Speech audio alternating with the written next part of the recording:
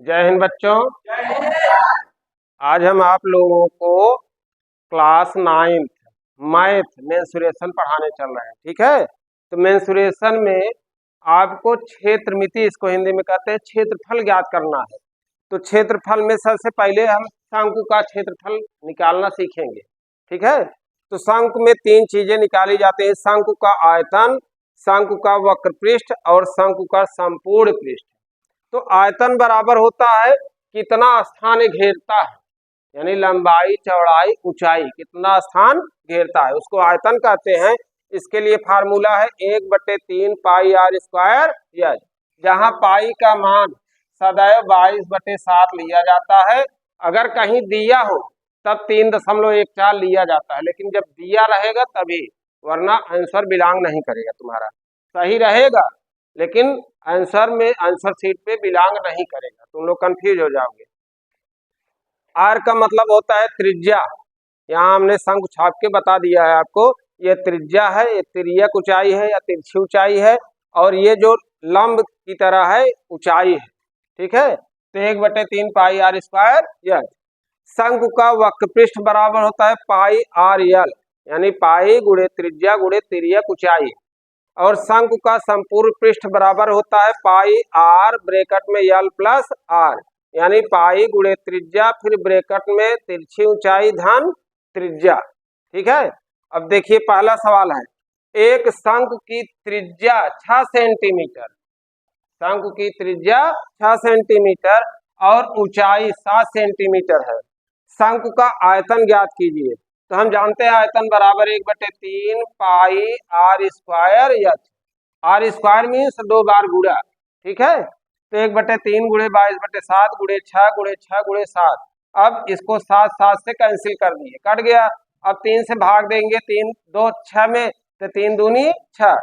अब इसका पूरा गुणा कर लेते हैं, तो 22 दूनी 44, 44 गुणे 6 करेंगे 264 घन सेंटीमीटर।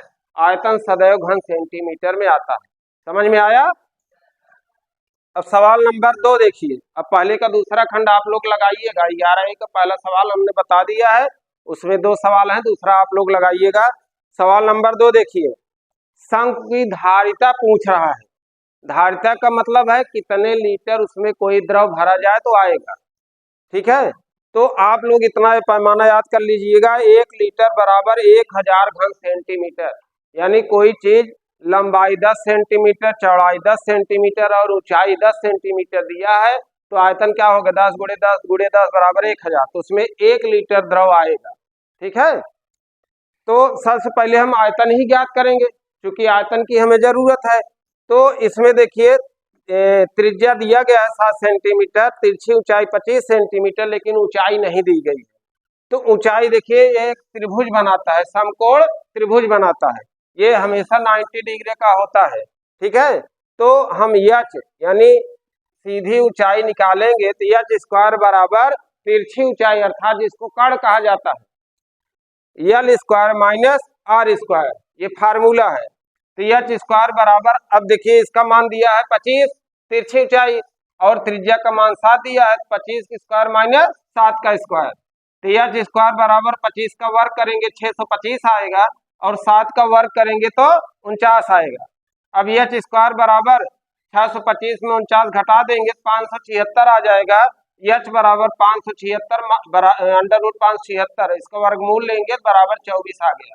ठीक है, अब फार्मूला पे रख देते हैं, आयतन बराबर 1/3 पाई r स्क्वायर एच बराबर 1/3 गुणे 22/7 गुणे 7 गुणे 7 गुणे 24। आज समझ में? अब 7 से कैंसिल हो गया, 3 से इसमें भाग दे दिए, 3 8 24, 24 कट गया। अब इसका पूरा गुणा कर देंगे, तो 22 8 176 गुणे 7, तो बराबर आ गया 1232 घन सेंटीमीटर।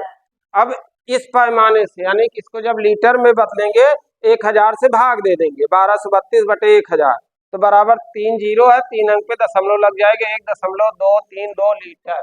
समझ में आया?